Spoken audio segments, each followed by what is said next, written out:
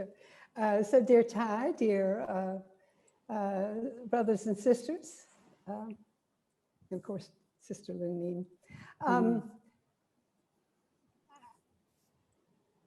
I love the Q&A, and I've always loved it when on retreat or on a day of mindfulness, if we have that, and when Thai did it. And I know he used to say, ask a good question. But actually, all questions are good questions. And what we can know is that when we ask a question, you're not only asking it for yourself. Everyone, as Brother Will just said, even those who are not with us, everyone benefits, not only from the answer, but from the question. Because, you know, we're not all that different. And so when you ask a question, very often, if I'm someone else in the group and I think, well, yeah, I want to know the answer to that. I don't know that. So, you know, we're practicing generosity when we ask questions in a group like this. So don't be shy. We don't have many opportunities to get together like this, and it's a real, it's a blessing. So thank you. I'm happy to be here with all of you. So, Sister Luong Nghiem.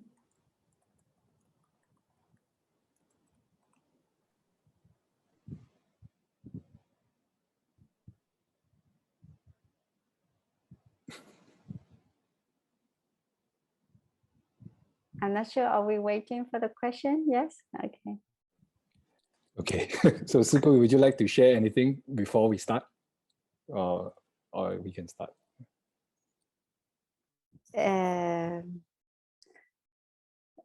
So, dear Sangha, a short question is a good question.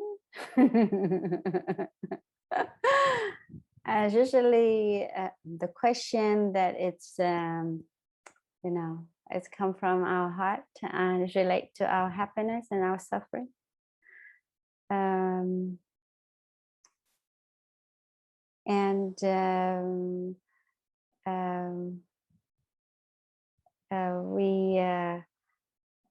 You know, sometimes when I read the question, written question, there is one that we cannot solve.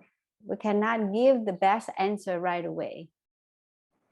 So we just make some suggestions, and of course that Sister Trish and I, we try our best to share with you from our own experiences. Thank you.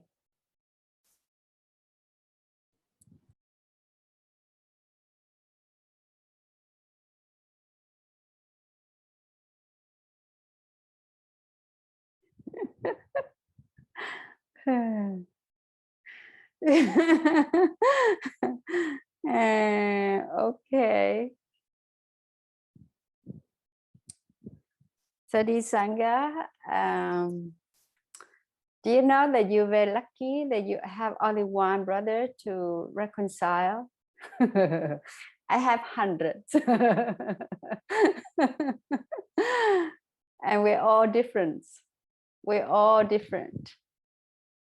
We have different backgrounds. We have different desires. We have different, you know, families, parents.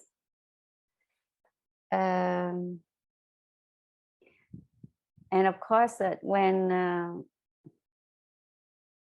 you know, somehow when you share, I can feel your desire to say, you really want to be with him too. But the question is, how much do you understand him? And how much time you spend with him? Do you know her? Do you know his hobbies? Do you know his, you know, talents? And what kind of fear that he's facing? And then somehow, when we be together, we deal to each other by our views, our expectations. if you say that in your conversation, you just put your differences is the first base on the conversation, it will end up badly and hurtful.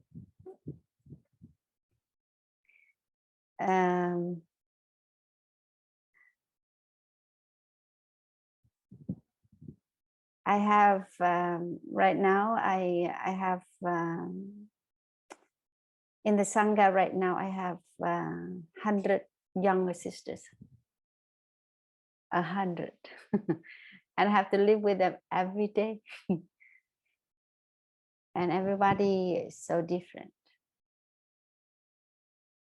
And I usually got upset because with one of the sister, in the case that I put my view on her.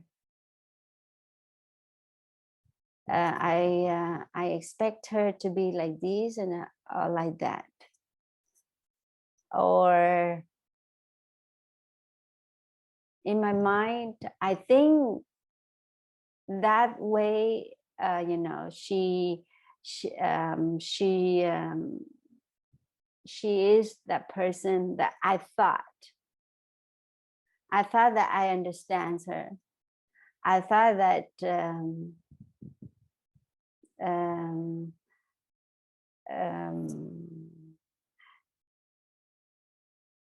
she should be like that most of the time. But basically that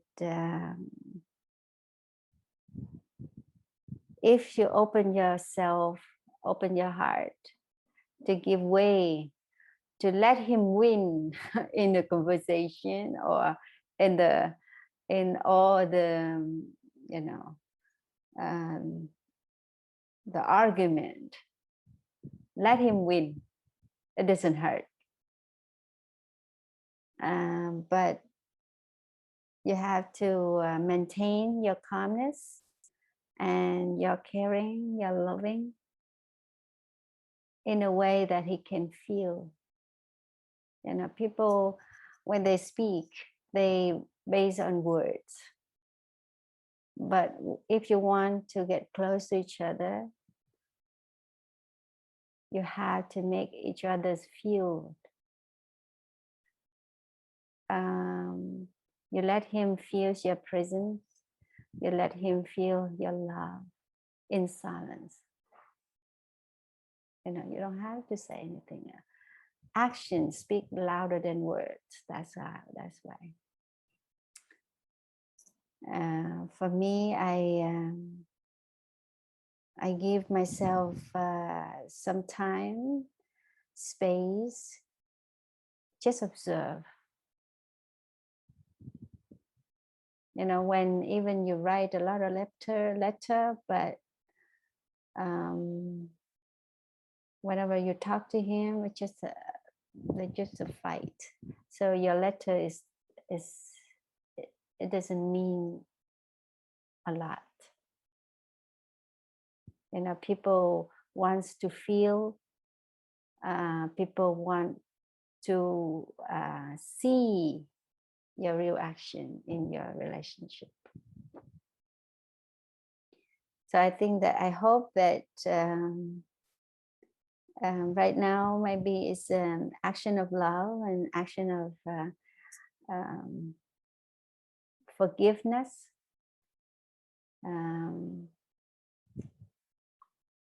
Will replace the differences. You know, love and caring have only one test. It doesn't have the differences of two people. So if you really love him, if you really need him, if you really want to be with him, just act. Just, you know, just show him by your action that you really care and want to be with him. and of course that you cannot expect him to do the same in the first place.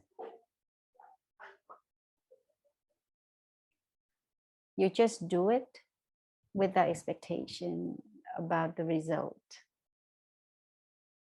You know, love, when it's been damaged, it takes a lot of time and a lot of you know, good feelings to prove that that person has changed, so he can change himself.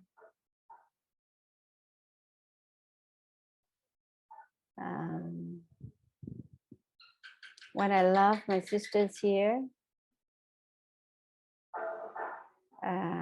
I try my best to support to support them, and I find the way that what is the best that they can practice to improve themselves. I know their weaknesses. I know their limitation. In the past, I expect them had to be like this and like that. But I have to change my way. I have to adjust. After observing them, I adjust my behavior to them. They don't need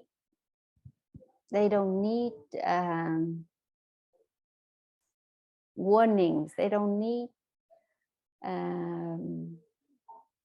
you know, a police, someone always advises them. They just need a friend.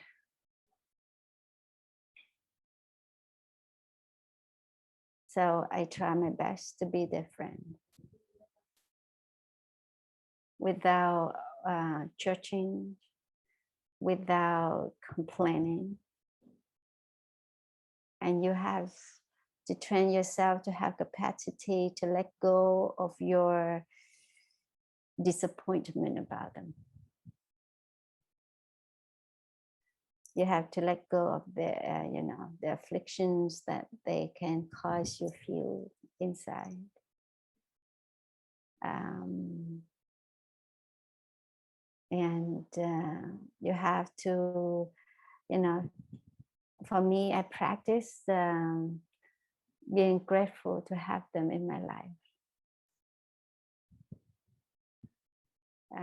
I treasure them as they be. And I take care of my practice. I take care of my heart. I take care of my emotions, not showing or expression in front of them.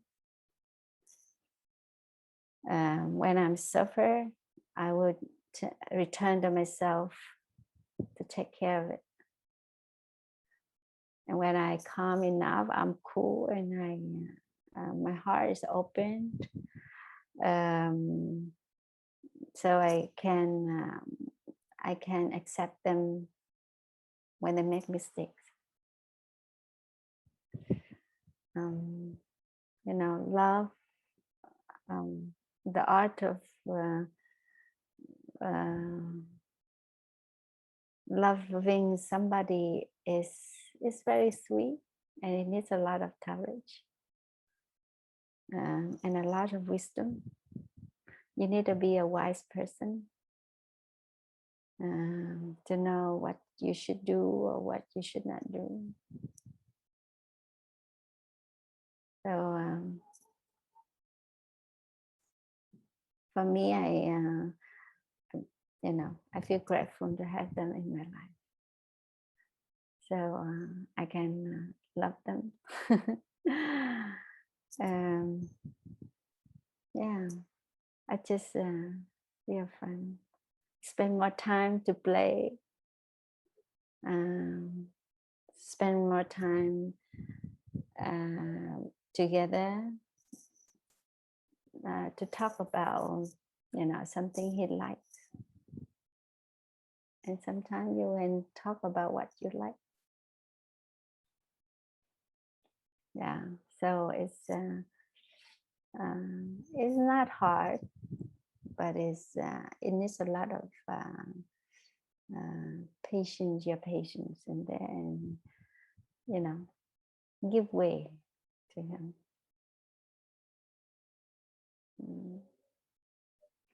To keep the relationship,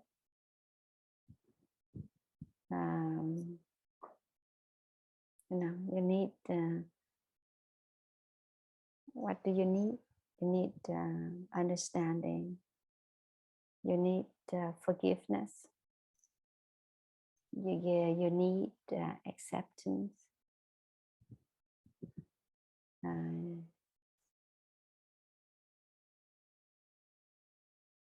And never give up. Yeah, that is my answer. Thank you.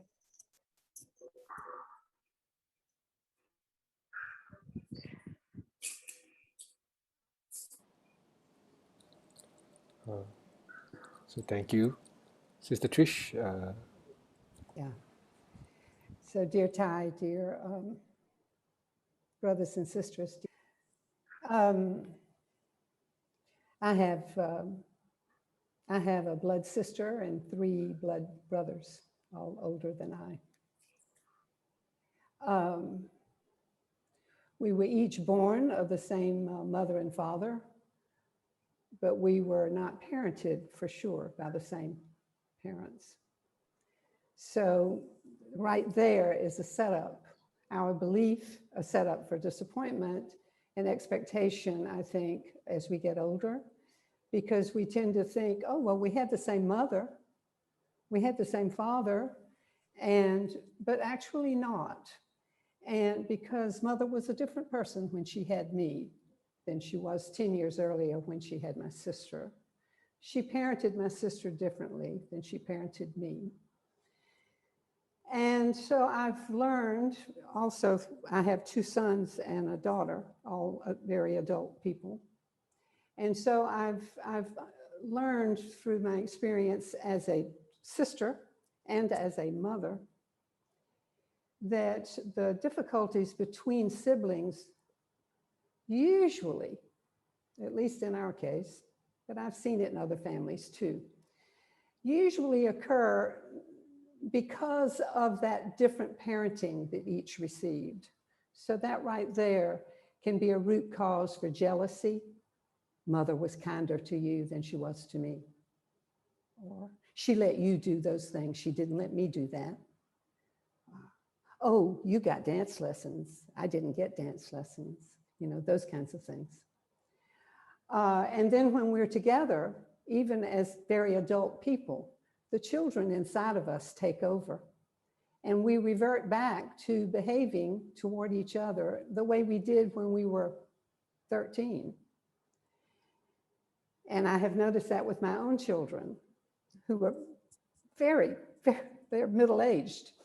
And I have now learned to say to them when we have family gatherings, remember everyone, you're not the people you were. You're not at all the people you were. You actually do not know your brother. You haven't seen your brother in 2 years. You haven't lived together for 25 or 30 years. You think you know each other and you feel you love each other. The love is based on the childhood that we shared. But really we're different people. I'm reminded of Thai saying at the beginning of the new year, new year, new you. So your brother is not, I would say, your brother is not the person you actually believe you know. He's had his experiences since the last time you spent a lot of time together. You've had experiences. So what I've learned to do with my sister is I enter that room and I go into that relationship as though I don't know her at all. That way she can be the person she is today. I don't have her in a little box label on it that says she's like that and she's like that. And so now we're acting based on experiences of years and years ago. She's a new person. I'm a new person. So I've learned to do a lot more listening. And I heard Sister, I absolutely agree. It's so wonderful when we can say, it doesn't matter to ourselves. It doesn't matter. It doesn't matter. In other words, when she's saying something that I don't agree with, or she's saying, well, it was like that when we were child, I just smile or say, yeah. I don't argue about that because there's no winner when you argue at all. So I learned to say, and there's another little mantra, and that is, do I want to be right or do I want to be happy? So right there, that's no argument. But I hear you wanting to reconcile, wanting things to be different. And so I'm reminded of when we were in sitting meditation and the guided meditation to let go of the tension in the body. So I hear it, that you are suffering the pain of separation, the desire to make that contact.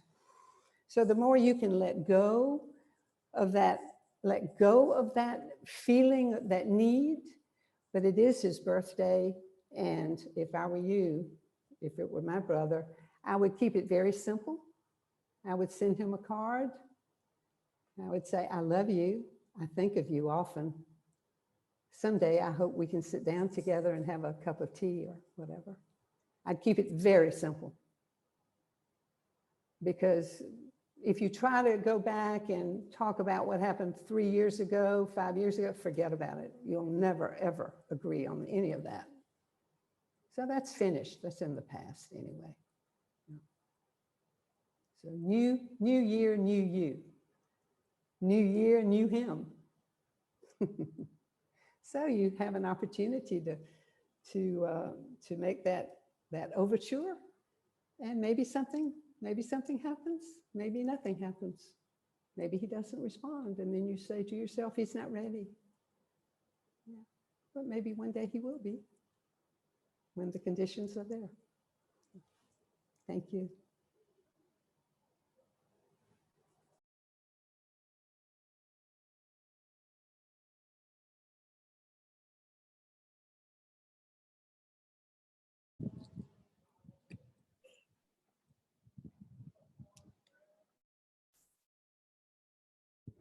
So dear Sangha, nobody, want to see our loved ones suffering. We always want them to be happy, to be successful in their life, in their career. They have, a happy family, their own happy family.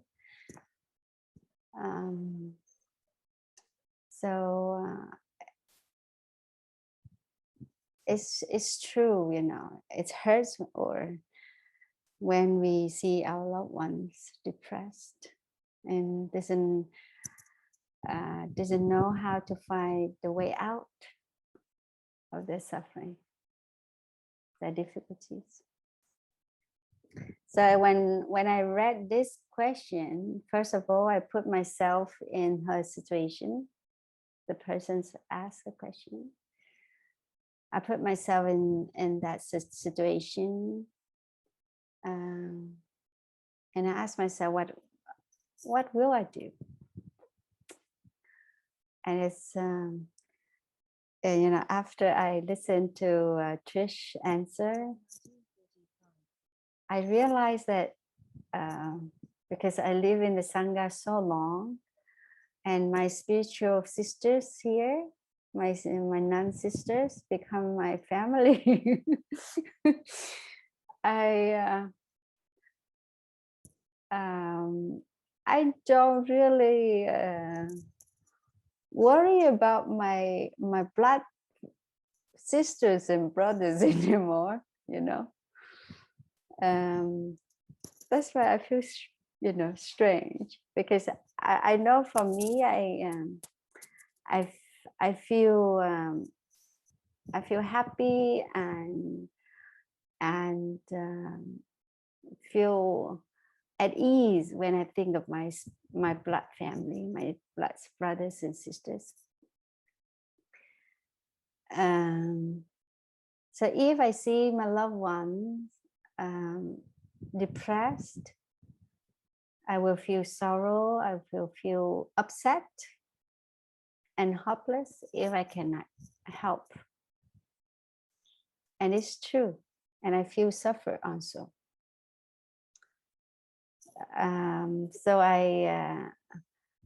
So what will you do? You withdraw, sit there and do nothing? Or you have to be strong and realize that your loved ones really need your true presence with a lot of patience and a clear mind, a calm mind, and a lot of love. It depends on how you decide, you choose how to be with your loved one. For me, I would choose that if she's down, I have to be up. If she's depressed, I have to be a life lover. If she's fearful, I will be a fearless person, because we interact, because her energy and my energy will be, you know, will be interact.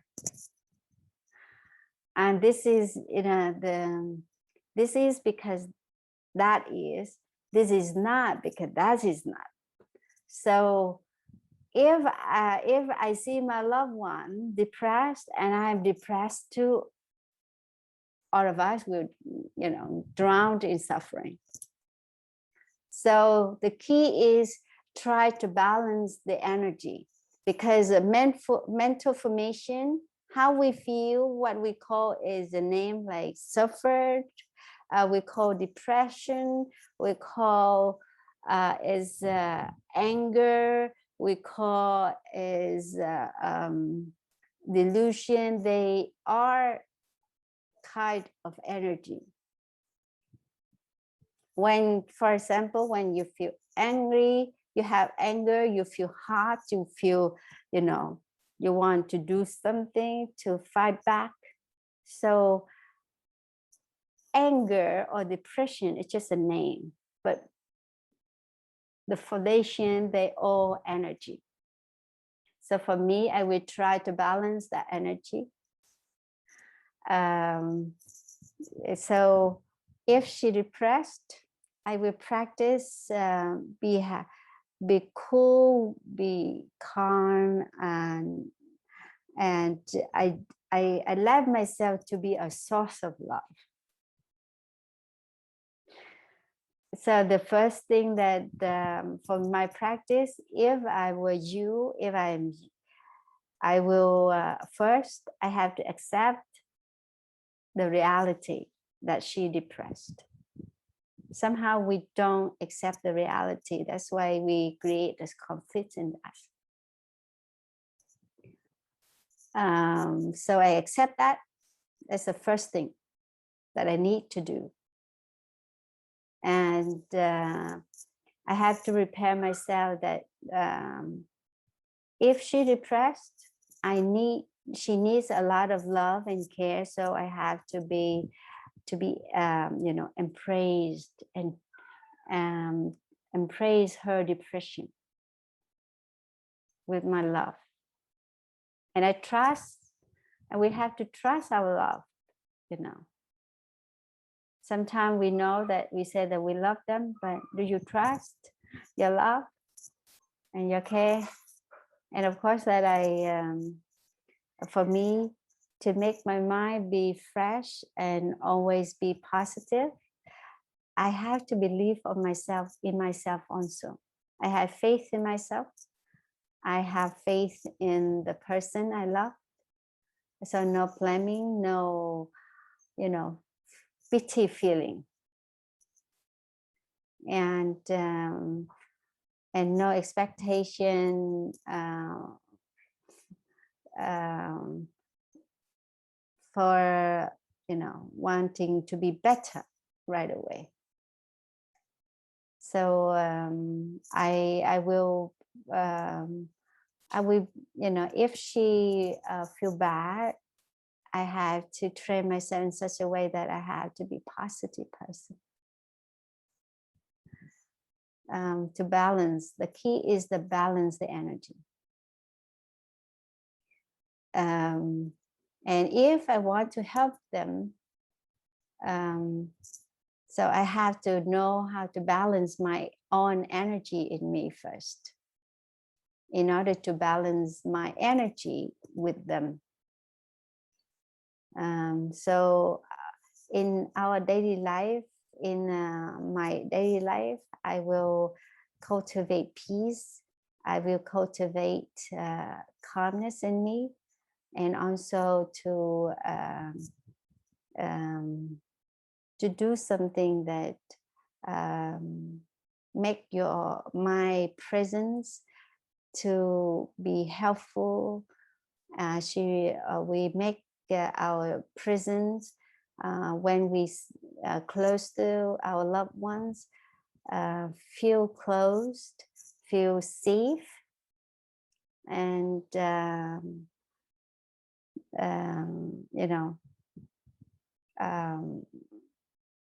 our loved ones can take refuge in us.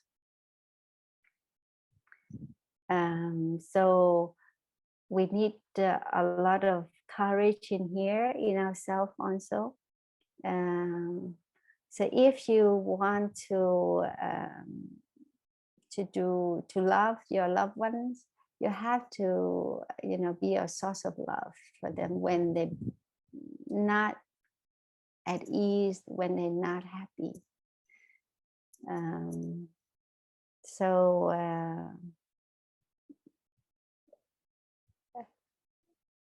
Love, I mean, when we love somebody, or our family members, we think of them more, and we try our best just be with them.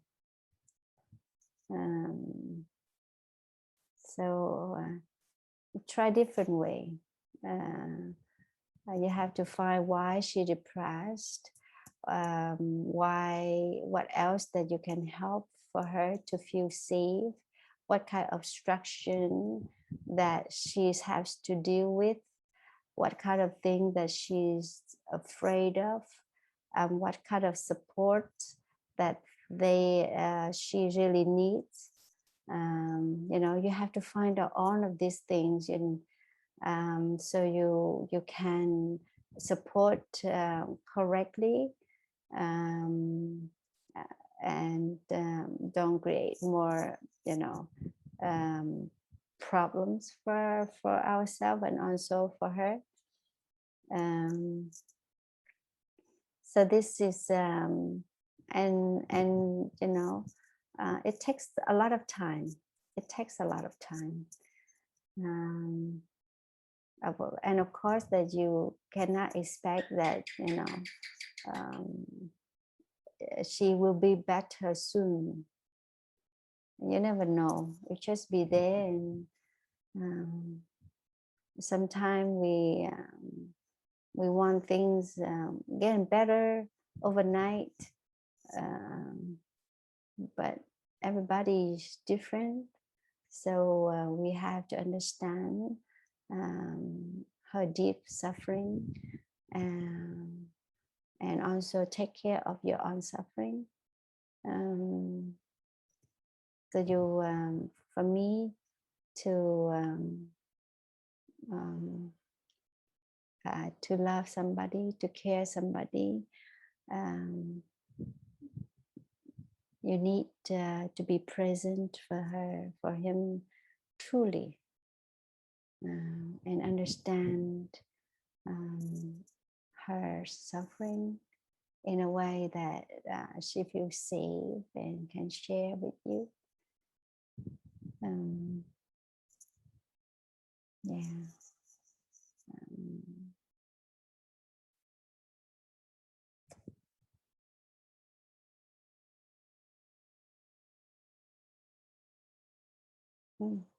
That's what I thought.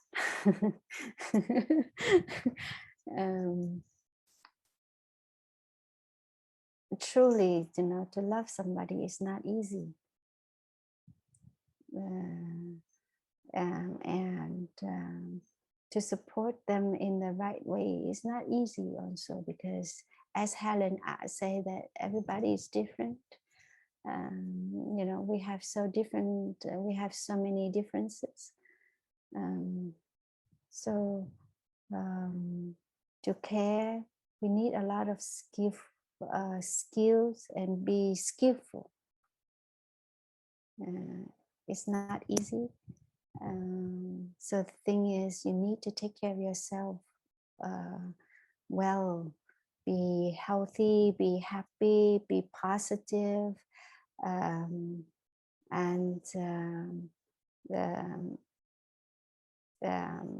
invest your time and your energy into her problems to find what went wrong, and offer her suggestions and be with her. Yeah. And balance when you together, you have to balance the energy, your own energy and her or his energy. So she's negative, you have to be positive. That's how. Yeah. Thank you.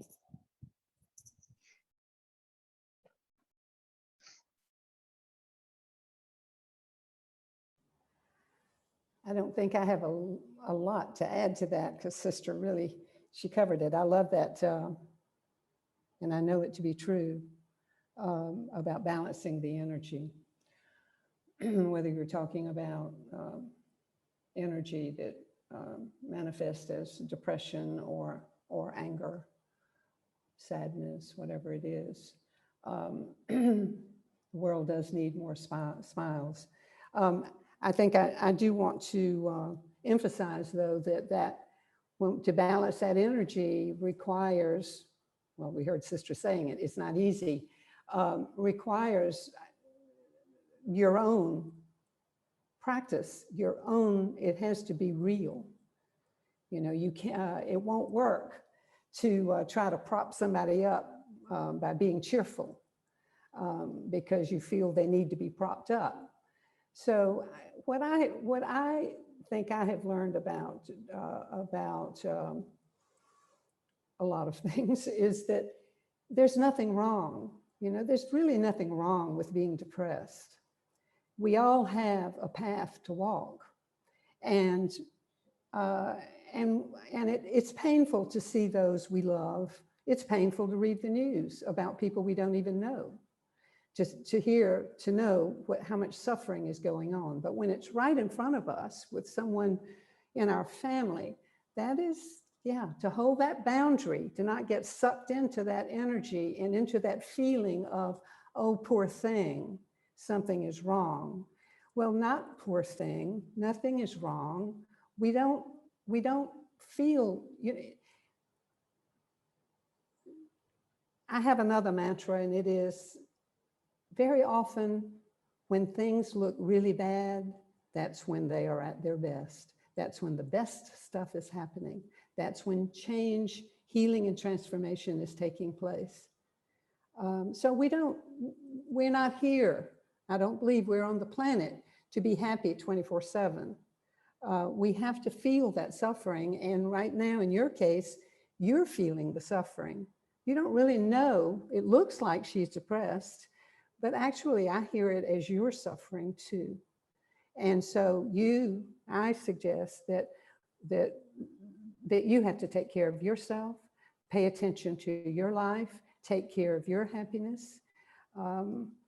I had a situation in my own family 2 or 3 years ago for a period of time with my daughter. Very depressed, very down, very sad, angry. She was really suffering. A lost relationship that she was shocked into letting it go. She had thought it was a forever thing, and it wasn't. Her 2 beloved 18-year-old cats died right then. She wasn't, the job she was working, she wasn't enjoying. She actually started losing hair from anxiety. She had so much anxiety, she couldn't sleep.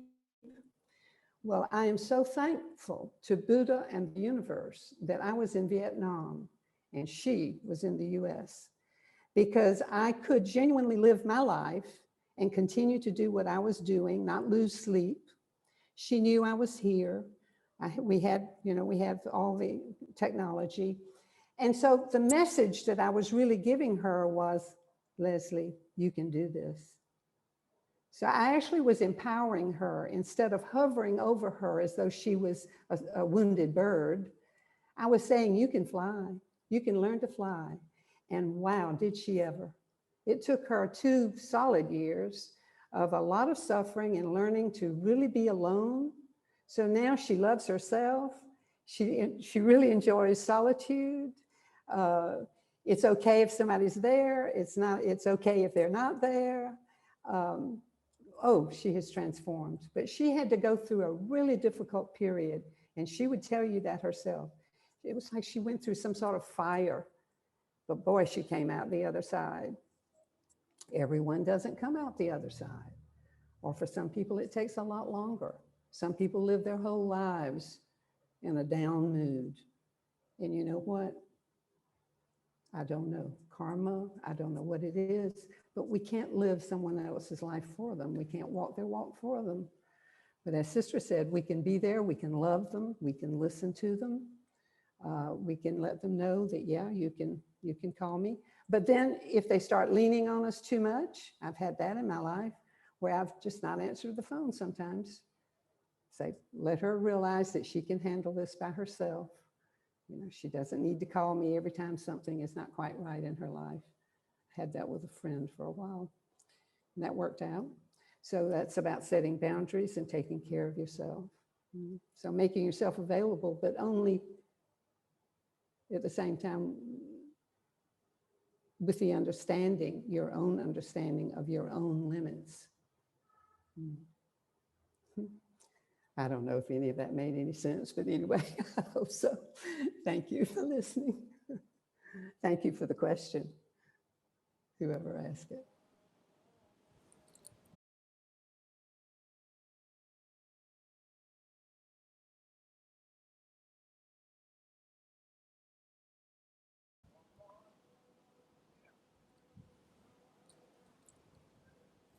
May Trish answer that?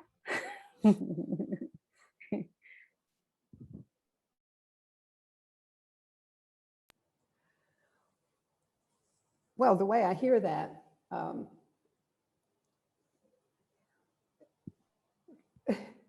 it's so terrible that it's almost funny.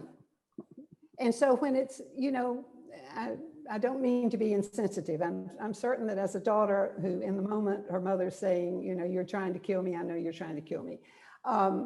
That has to feel really terrible. It certainly would ruin my day. But, you know, it's so extreme that and I've had that in my life too, with my sister actually. When something is that extreme, it's rather easy then to see that, wow, she's really suffering. It's not about me at all. But honestly, the balancing the energy that Sister talked about. So I have one son who is married, been married 14 years. And I spend 2 and 3 weeks at the time with them. And I'm going to be spending that with them in a couple of weeks. And I asked them, do you two ever argue? Because I've never I've never known them to argue when I'm around. You know, they seem very compatible, and they really are. They have a lot of the same interests and so on. And my son got this little smile, and he said, "Oh yeah." And I said, "Well, so what happens?" He said, "Well, actually, one of us always laughs. So when the one gets angry," so it's exactly what Sister said. "So when the one gets angry, the other laughs." And I just wonder, what would your mother, how would she react if you just really burst out laughing and said, "Mom, well, there you go again. What are you saying? You know, this is really," so it is rather comical. But it's about balancing that energy. Other than that, you know, if that's not possible, and I hope you don't, you know, I'm not making too light of it. I'm not trying to make light of it. It's a serious question. And obviously your mother has serious issues with anger, and she can't control her mouth. She doesn't have a practice, so she's just lashing out. And so what you can probably know is that somewhere along the way in her early life, someone talked to her like that. And so she learned it. You know, it's the conditioned mind. She learned to talk like that to her children. And so she does it. And it probably feels kind of powerful to her in the moment when that anger, that energy of anger can make you feel really big and tough and strong.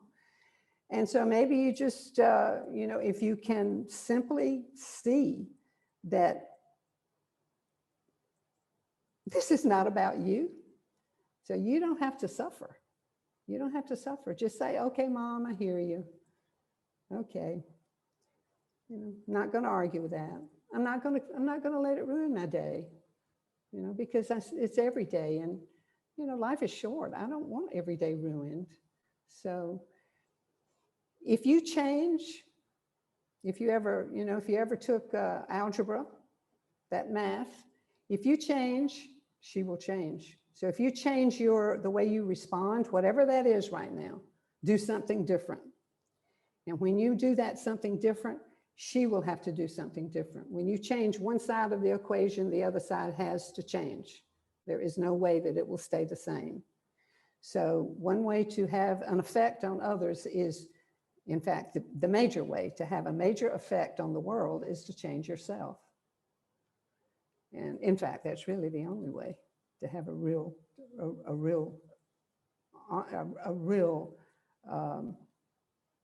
effect. My root guru said that to me a long time ago. "You want to change the world? You want to save the world?" And finally I said, "Well, yeah, what's wrong with that? Yeah, I do want to save the world. Why not? Why wouldn't I want the whole world to be peaceful and happy and all that?" She looked at me, she got very quiet, and then she just pointed her finger and she said, "Work on yourself. You want to change the world? Work on yourself." So I would suggest that to you. More Sangha, more Q&A sessions, more meditation, more chanting, more songs that you enjoy. And Mom will change. I'm sure of it. Thank you for the question. Shri Sangha,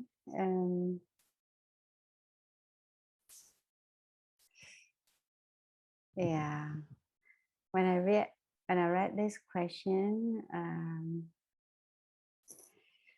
because if your case, just like Trish just said, is good, what about you don't have a good relationship? Yeah, you have problem, a long-term problem.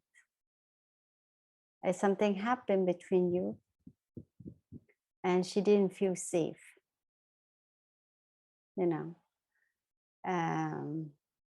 If in that the case, because I don't know, unless if she keep saying this every day, first of all, she's had mental health problem because she lives in her imagination of fear, or perception. But if you know, it has you have to know the cause. Her physical well-being, mental health well-being, and of course that even you don't have any problem with her, and if she keeps saying this to you, I know that you know, time, day by day and week by weeks and month by month, you cannot handle anymore. So you have to look at your capacity, how you can bear the her speech every day. If you think that you cannot bear with it anymore, you should stay away from her a while. And you have to find out that why she always say that. So you have to first check her physical state, well-being. Second, you give yourself space. You know, sometimes when she sees you and she say it, so better not let her see you in a while, to be with somebody else if things change or not.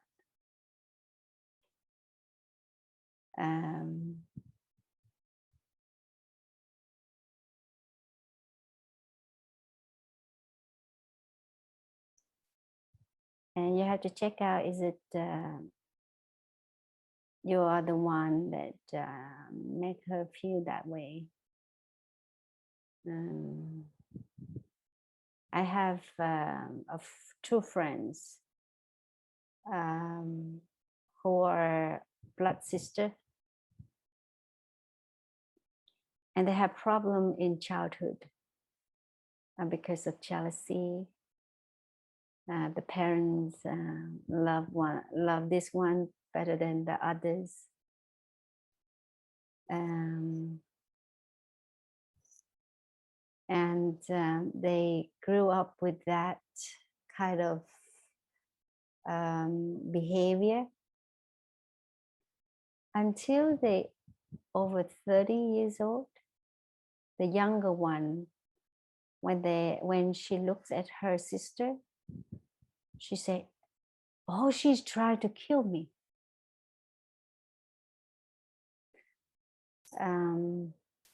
But the fact is, her sister didn't mean anything. So I think that it's you have to give yourself some time and some, you know, to contemplate. First of all, you need to take care of her physical health first, but you have to look at the relationship. Was it a big problem between your mother and you? Why she didn't say that to other people, but just with you? You know, there's such of things that you can think of. And of course that you say, how can I manage with my feelings?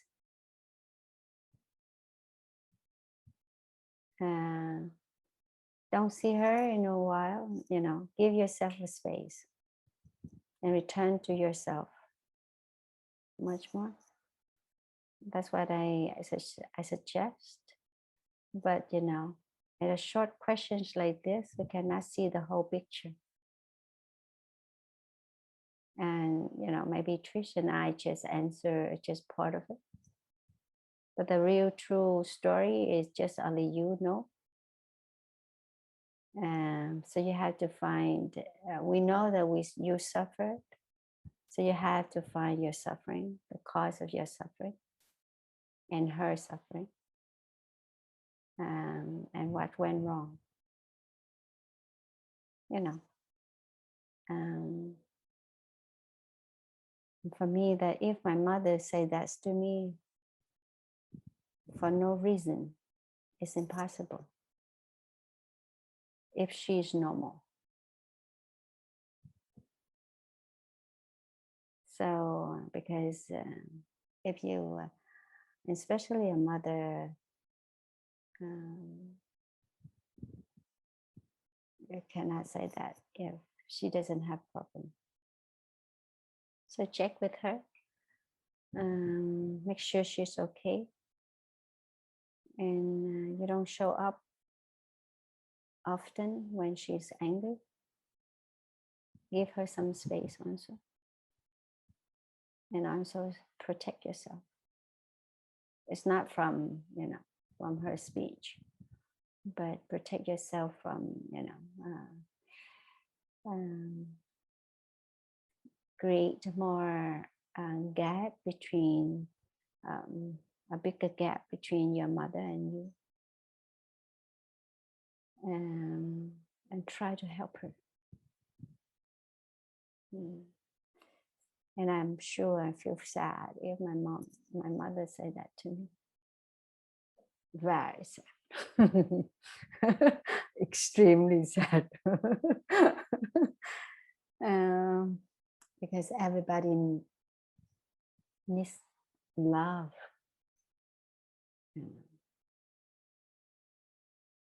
And you make sure that, you know, when she said that, you know that she is very fearful. She has a big fear in her. And you have to find out what kind of fear she has.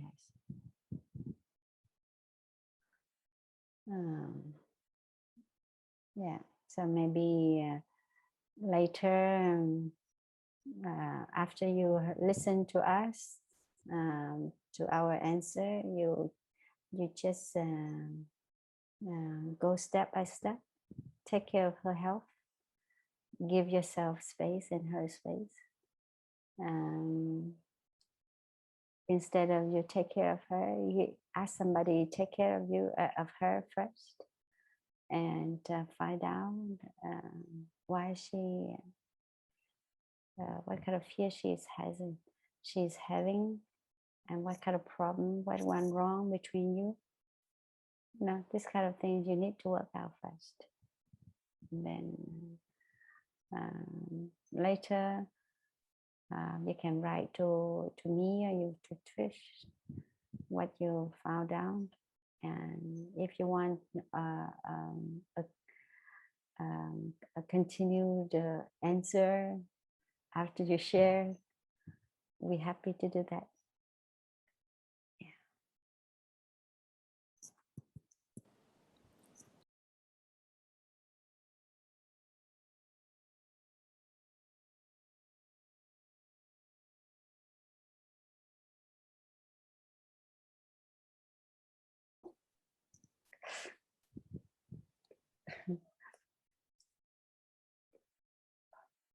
What do you think, Trish?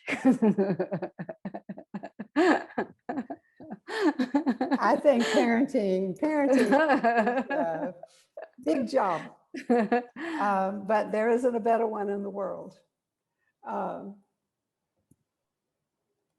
Well, what I think is, you know, the foundation was laid when they were much younger than 13 and a half, than she was, when she was much younger than 13 and a half. Good luck if you've just started parenting, but I know that's not true, Chang, because I know you. So now is the time, I think, Chang, that you have to trust that you did your best. Your husband did his best. Your grandma was there in the same house. The auntie and the uncle and the cousins all in the same house. And that your daughter has had a wonderful foundation of love. She knows she's loved. She's always known it. She lives in the bosom of the family. You did your best. I'm sure you didn't do a perfect job. No parent does. And so now the bird is about ready to leave the nest. And yeah, it's painful. I had 3. So it's painful to watch that. You just want to save them. And I thank goodness I was in therapy at one point when they were much older than 13 and a half. So I continued to really try to save them from falling, trying to save them from making mistakes, worrying about them. Well, my mother had raised me to be a worrier. She said, "Aren't you worried? Aren't you worried about your daughter?" Oh, okay, yeah, that's right. So I got the message that a good mother worries. But how crazy is that, But that was what my mother had learned. And she taught me that. So it was only after I found my root guru and got into sessions like this, and she was able to help me to see that this need to prevent my son at that point from falling was to save my own self from suffering. She said, "I know you think you're doing it from love, but this is control, Trish. You're trying to control the situation. And, it's time." So that thin line gets thinner and thinner until there is no line there and she's ready to fly. So I think I just happen to know you personally. So I know that you have a good relationship with your daughter. I know you spend a lot of time on parenting, on being present for your daughter. You listen to your daughter, and that's it now. I think by the time they're 13 and a half, there's a lot more listening involved and a lot less talking on the part of the mother. You had your chance for the first 6 or 7 years to tell her every move to make. And that's, we sort of have to do it like that. It's an exaggeration, but those first 6 years are the important years of the development, right? And then after that, the human being is developing and separating from mom, separating and becoming that individual. And so, yeah. So I think it's about trusting and loving and listening and realizing that no good ever came from worrying. It's a waste of time and energy, and also sends a message to her that you don't trust her. Now is the time to let her know that, I know that you are a smart, bright, intelligent, empathetic, caring young girl. And I love you so much, and I have a lot of confidence in you. So that's the message always. I have a lot of confidence in you. And as long as you're giving her those messages and really meaning them, she's going to continue to stay in communication with you so that when she is about to fall, she'll come and consult you. You won't have to say, She'll come and say, "Mom, do you have time? I've got an issue I need to talk about." Yeah, I don't know. There probably, there are books written on this subject, so I don't know. That's it. That's what I have to offer right now. Thank you. So I just want to add one more thing that usually we have a mind of judging. We judge them a lot based on our experiences. And, let her, your daughter, suffer a little bit, so she can be a better person. No mud, no lotus. And I think that's all. If you're afraid that they have to deal with more problems by themselves, that is good. They have to learn from their mistakes. They learn, if, for example, you cannot just give them money to spend, ask them to work or to earn money by themselves, and they will know how to treasure the money they're having. just like that. And just I think that if you don't judge or criticize your daughter, make her feel safe when you're around her, and you are a wise and open mother. I think that all the children happy to have that kind of mother. They don't need a judge. They need a friend, someone they can share their secret. Especially at this age, it's hardly parents will. It's hard to for the parents know their secret. They share with their friends more than the parents. So your job right now, how you make her to share her secret, so you will be successful. A successful mother. So that's why I know that you said that you are a tired mother after a fight. Well, don't do that. You will be. You will make her away from you more. There's no use to do that.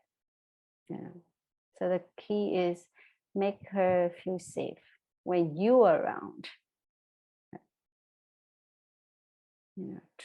Trust her. If you see that, ask her what's going on in a day, and without tendency to interfere into her life or try to give advice. They don't need that, and they will not listen. So you have tried your best, yes, but right now the younger generation is different from your generation, so they need a friend. Thank you. Thank you, teachers.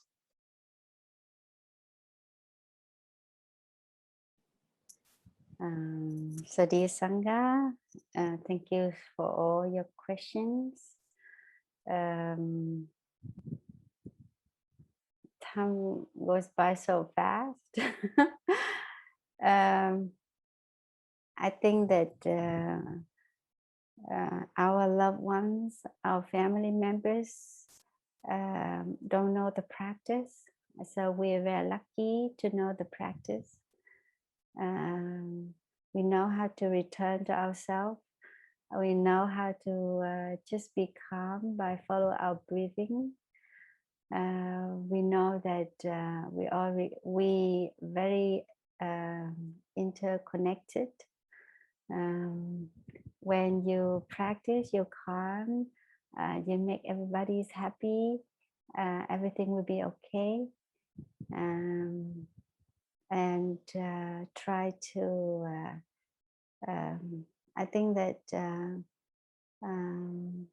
if every day we invest our time, our energy, our love into our just truly present in the here and the now, you can take care of the present better. And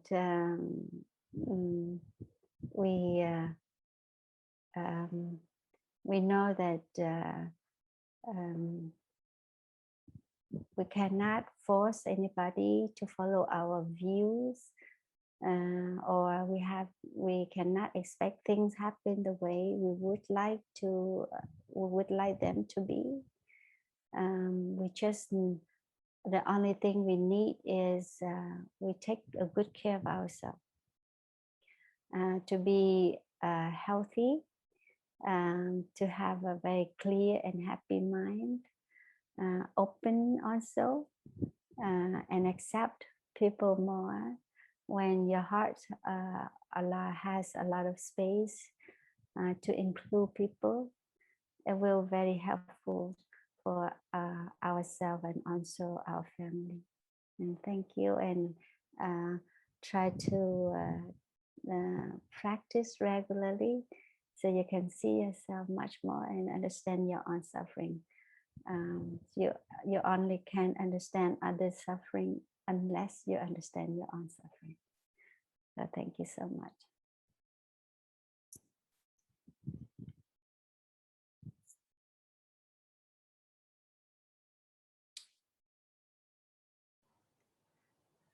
I cannot, how can I improve or add anything to what Sister just said? Actually, that was beautiful, and thank you, Sister Luong Nghiem. Yeah, for sure, it's about our own practice, and being so grateful that we have one, that we've met this path, and that we have this Sangha, that we can take refuge in the Sangha. The last written question has a lot to do about taking refuge in the Sangha. And I think it's wise if we can remind ourselves that we have a Sangha in here as well. And